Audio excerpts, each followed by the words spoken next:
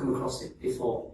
If you have come across it before, could you just pop in the chat box, what do you think, or what do you know this molecule does?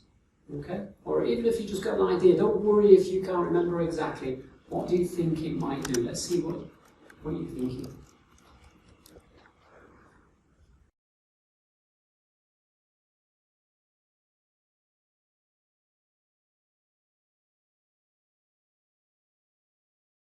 We've got people from within the lecture theatre here, and we've got some of our remote students joining us there as well. So cell adhesion attached to the cell, fantastic. It does, it actually holds cells together.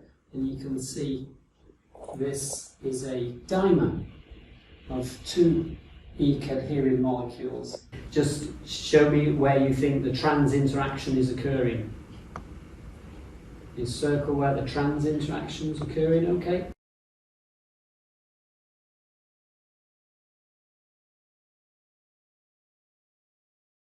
Oh, fantastic. What's the consequence of losing the function of E-cadherin then? Come on, again, in the chat box, what do you think the consequences of losing E-cadherin might be?